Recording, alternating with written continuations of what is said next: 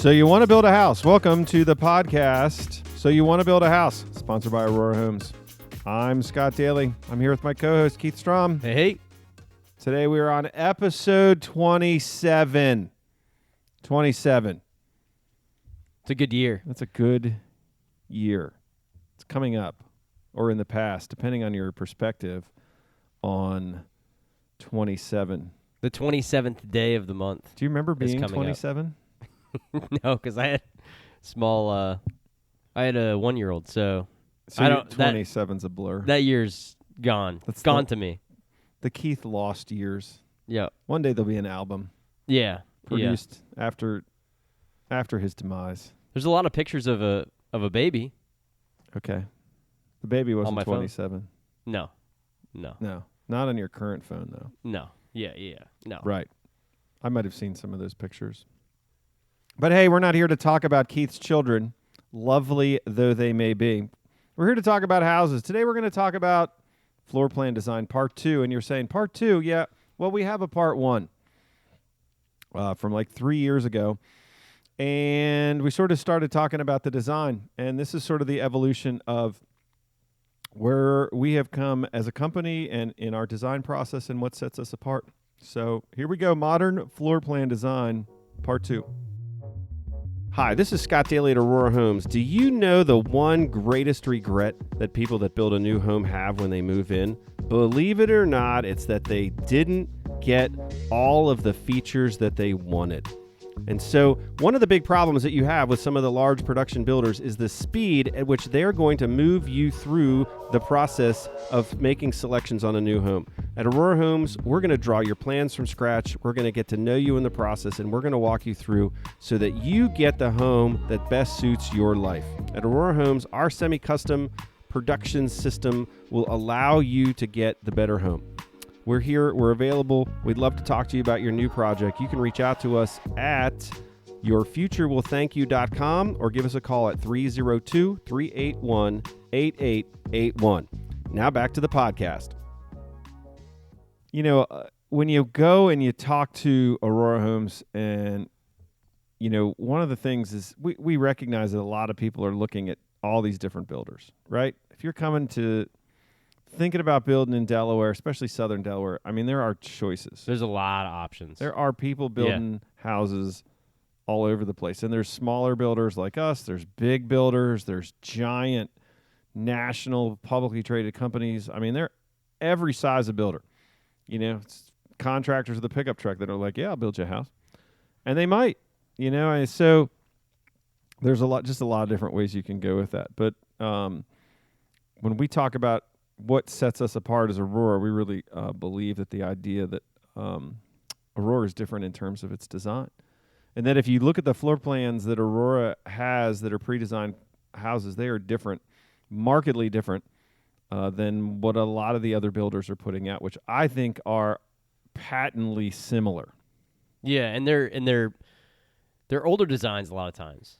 Right. Those are the bigger builders. They're older designs that have long been fleshed out and sort of been in the same vein for a long time. And it's not really a problem, but there are good things. It's good to upgrade over time, make changes. You know, we don't drive the same 99 Chevy truck these days that, you know, there's Bluetooth, things like that. Right. Which, you know, but it brings up an interesting point, because let's just take your 1999 Chevy pickup truck. And part of there's two reasons why we don't drive that, at least in my mind. And one is because it would be old at this point. But then two is the design is outdated. So here's the question is, if Chevy came to you and said, look, we'll build you a fresh 1999 model year pickup truck, would you want it? I don't know. Probably. I mean, maybe. You might. But, you know, what comes with it? Does it come with Bluetooth? No. Yeah, if given the option of a used, like a 2 or 3 year old truck, then no, because it's the features. I mean, right. And so here's an interesting thing when you talk about home design, and you have a builder that has been building the same home design for 20 years. You're getting a 20-year-old design. You're just getting a new one. But you don't want that in cars. Like, there's a lot of reasons why you don't want, like, that's a really good point. A 1999 anything. You know, I joke with Keith. Keith's main family ride is a minivan, right? You're not afraid to admit that on the pod. Not at all. I'm proud of it. Right. Honda, baby. Honda, so he's got Honda a Odyssey, Honda baby. Odyssey. And in the 90s, it wasn't a 1999, it was a 98. I had this Volkswagen Jetta. Oh, nice. And I was a single guy then, and I didn't have any gray hairs. Lady magnet. No doubt. And I think the 0 to 60 time of my 98 V-Dub Jetta, we didn't even call them V-Dubs back then, is slower than Keith's current minivan. And so that's just one of the technologies. Here's a car that was generally labeled as a sports car, at least for somebody in their early 20s that could afford a car. It was a sporty car, and here's a minivan. And if they went to a drag race, yeah, the guy in the sporty car with the manual transmission and the 6-cylinder motor loses to the dad. Yeah. With car seats and stuff in the minivan. I mean, they still lose at the track. I'm down there every Wednesday at the track, just whipping around in that thing. I'm losing to the guy in the minivan, and he's got kids in the back seat who are watching a movie, right? And spilling Cheez-Its all over the floor, right? And beating me.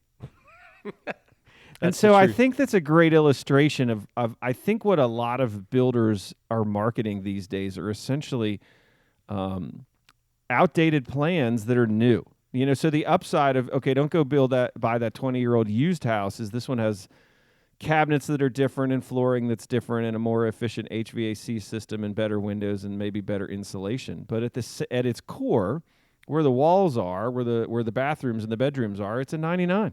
You don't want that.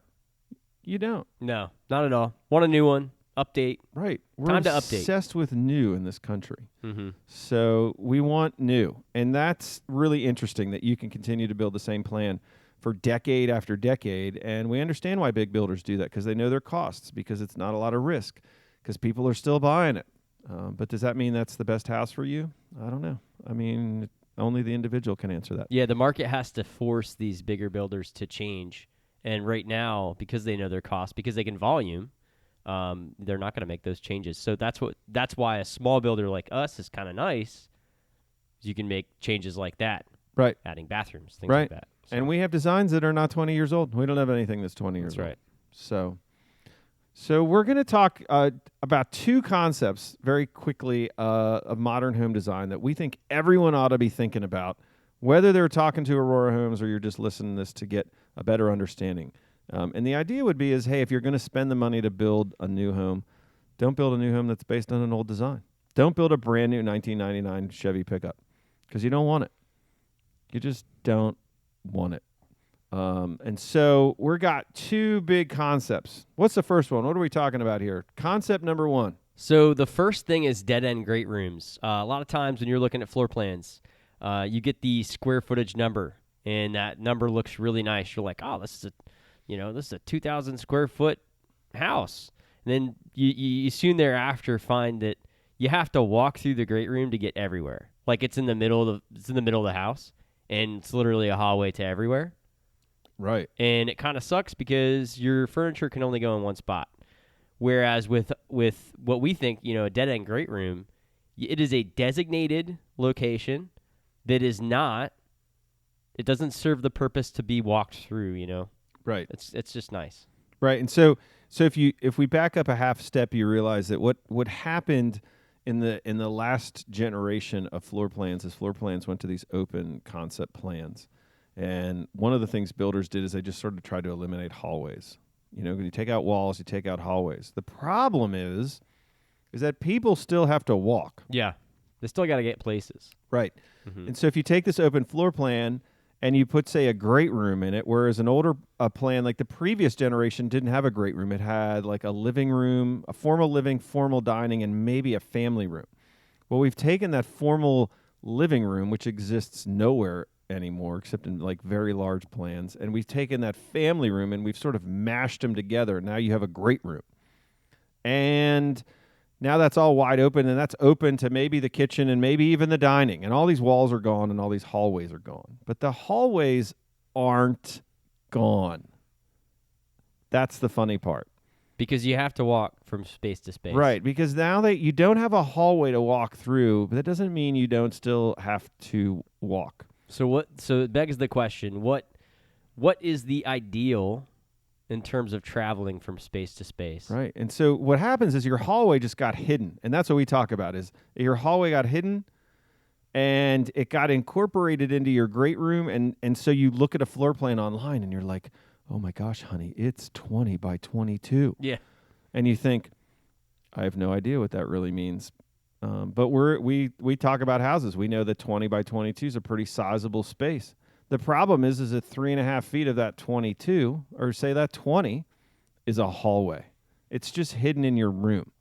Well, now your 20 by 22 is 16.5 by 22. And I'm really bummed because I'm getting this huge great room. But when I go and I buy this house that's based on this 20-year-old design, and I get in there and I'm like, sweet, look at my giant great room. And they're like, oh, I got to walk through this thing. Not so giant after all. Nope. There's a hidden hallway tucked into my great room that I didn't think I was getting, but I needed it. Why? Because my bedroom is on the other side of that great room. Oh, that's the worst. And so I can't get to my bedroom, or I can't get to my kitchen, or I can't get where I'm going without going through a hallway that's hidden. And like Keith said, Aurora Homes doesn't do that, right? So when we talk about a dead-end great room, what Keith is saying is, hey, there's nowhere to go, which means you get all the space. So if you don't have to plan your great room like it's part great room, part hallway, you get the whole great room. You don't have to share.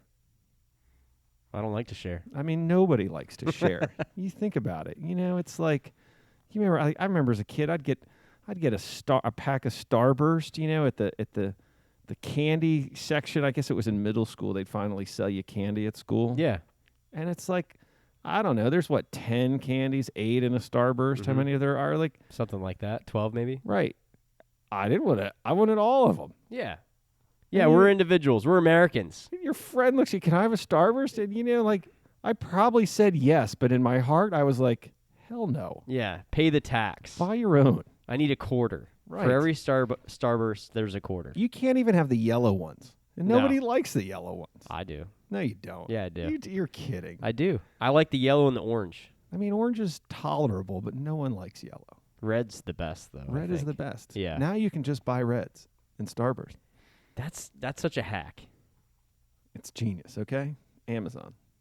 You know, you can get it. So, anyway, so the bottom line is that if you're looking at a plan and you're just, you know, you're on a builder's website or you went into the model and they handed you the floor plan, and obviously they expect you to look at this two-dimensional representation of a new house and understand exactly what's going on.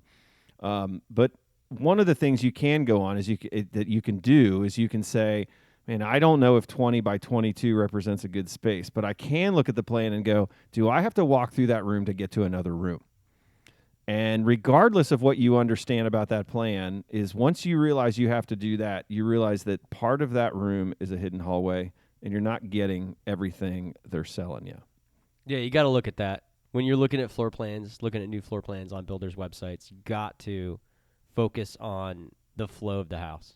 It's important. That's very important. So that is just one of the things that we think really will have a big impact in the type of house that you end up building is look for all the space that's actually usable. So if you're going to have a great room in the middle of a floor plan, the question is where do you have to walk through to get there? And then take that space off of the actual size of the great room. But Aurora Homes designs its houses to have dead-end great rooms. Dead-end great rooms means you don't got to go anywhere. You get all the space. You don't have to share the Starburst, even the yellows. No, you can have it. You can sit in your dead-end great room and have your whole pack of Starburst. The whole pack. No one will even ask you. No. Because then you're just going to feel compelled to be nice, even though you don't really want to be nice. There, I get the whole great room. I don't have to share. No, you can just fill your coffee table drawer with Starbursts. Yellow ones. If you do that, Keith is coming over. Yeah, beware. But you will have to share. But not his daughter. His daughter will not eat the yellow ones. She won't? I don't think so. Oh, man. I don't know that she's ever seen a yellow. That's good news because then I can just eat them. Right? Dad tax. Keep her on the red. You bought it anyway. Yeah, true. That's not a tax. That's an expense. That's right. She's 4. She didn't buy that Starburst. So, okay. So the first thing, that's point number 1. Point number 2, moving along quickly, is what are we talking about? We're talking about privacy. So here's the other curse. In the last generation of homes, I don't know if that's second generation homes and now Aurora's talking about third or whatever. It's just next generation. The last generation of homes had these wide open plans, right? So again, you back up one step and let's go back to that 2-story colonial. That was the post-war house. All the bedrooms are upstairs. Yep. All these divided up rooms. And one bathroom. And one bathroom, maybe 2. And so then it evolved and there was more bathrooms. But what it eventually what came to southern Delaware was single-level living. People come down here, well, I want single-level living. Okay, well, there are 30,000 of those in Sussex County. That's the standard, basically the standard. Not basically, it just is. It is. Yeah. And so certainly all of the primary bedroom houses are first floor primary bedroom houses. In fact, at Aurora Homes doesn't even have a plan that has primary bedroom up. Or primary bedroom up. Primary, master, owners. I don't know what the term du jour is. It's hard to, We're going to offend somebody, okay? It's just the person that bought the house gets that bedroom, right? Fair enough. That's it. So whether you are the owner, whether you're the primary, whether you're the master. The renter's bedroom. Yeah. It's, you're not giving it to your kids. That's it. That's it. So that first floor main primary suite kind of goes without saying in this market. And then the question is do you want a rancher where everything's on the first floor, or do you want a 2-story where there's an upstairs, or do you want some combination therein? But what you got in the last generation of houses, everything was wide open. And the problem with that is that when they never contemplated noise. And maybe that's because 20 years ago, your TV was 21 inches wide and still weighed 450 pounds. And now, your TV is 77 inches wide and weighs like 18 pounds. And you have the kitchen, you have the dining area, you have the great room. They're all wide open to each other, and they're all close to the primary bedroom. And whatever's going on in any of these rooms gets heard in all of them. And that became a little bit of a problem. And so what did Aurora do about that problem, Keith? What was our solution? Basically, you make it so the first floor can live very comfortably. You can live on the first floor very comfortably. You have your bedroom, you have your kitchen, all that stuff. You make it open enough, but there are ways to mitigate that. You basically make that great room a dead-end space, which takes the party to the great room, and then you create private owner suites for wherever you're going to be sleeping. So right. If you're, it's just important to have, either just make that bedroom space not adjacent where everyone's hanging out. Right.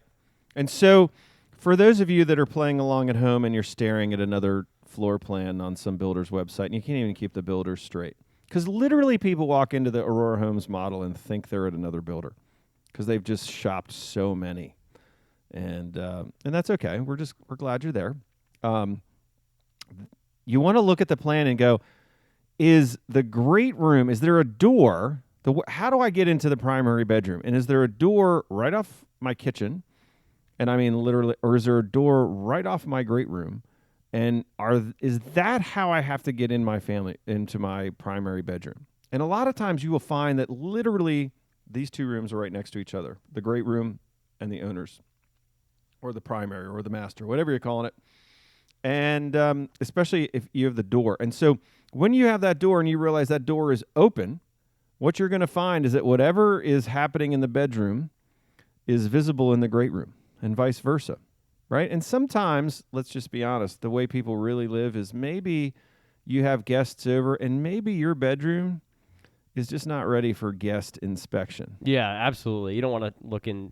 My bedroom's just mountains of laundry all the time. Mountains of laundry, right. And so that room can be right next to the main living area of the house, and the door's open, and you're like, okay, I have to awkwardly shut the door, and then everyone's like, what are they hiding? Is there like some little gnome in there that no one wants to talk about, or what? But more importantly, later on in the evening, what ends up happening is whatever's going on in the great room goes right through that door and right through that 2x4 wall with an inch of drywall, half an inch on either side, and it goes right into your room. And here's what you start to understand when you get a little bit older is that you buy this house at the Delaware beaches, and your kids come down to visit. And maybe your kids are in college, maybe they're out of college.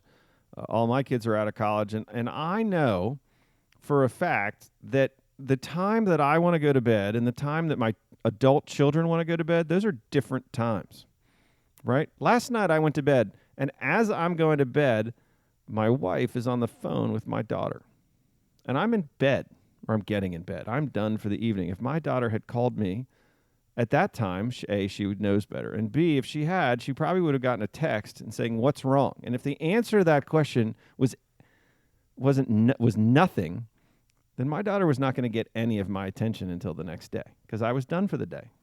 Scott was closed.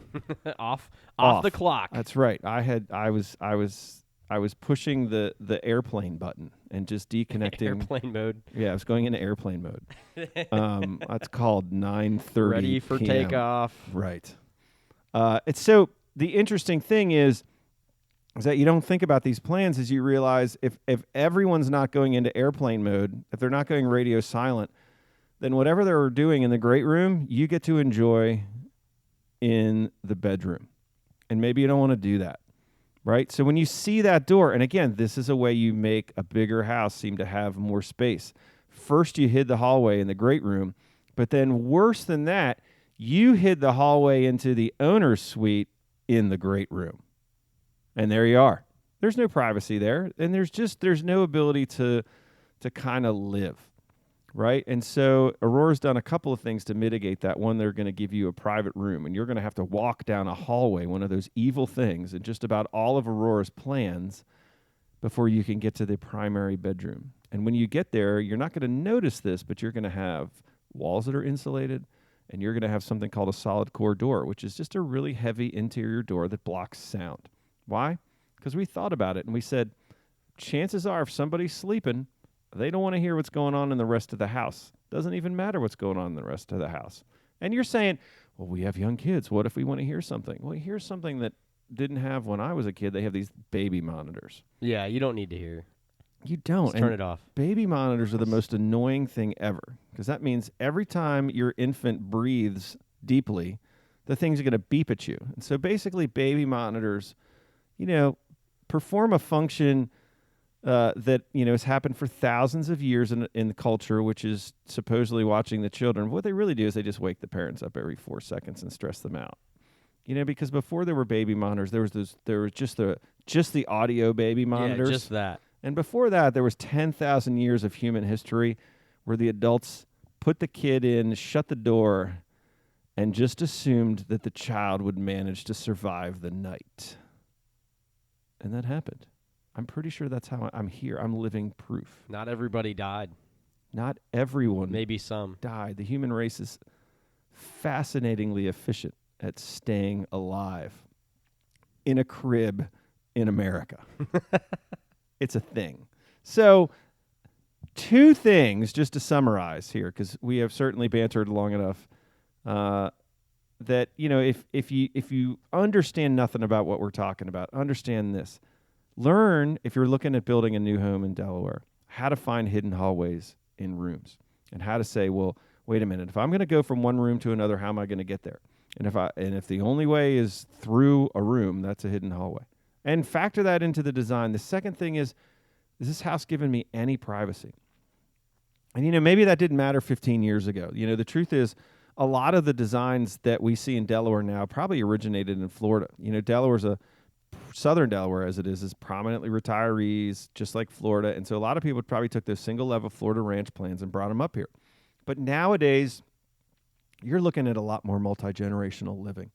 You're looking at having guests. You might have adult children who are here for a long period of time, and you've got to account for that. And you've just got a wide variety of hobbies. Like people are living different lives and they're doing a bunch of things with their houses.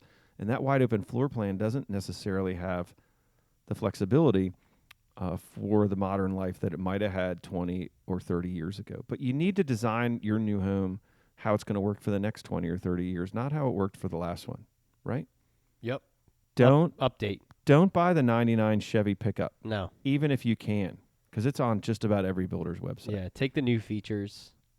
That's gonna satisfy today's needs. And it's gonna work. You know, a 10-year-old car still works in today's world. Mm-hmm. A 25-year-old car, not as well. Yeah. Not as well. So there you go. 2 free things about design that we think matters in new homes. This is the So You Want to Build a House podcast. I'm Scott Daly. I'm Keith Strom. Thanks for listening.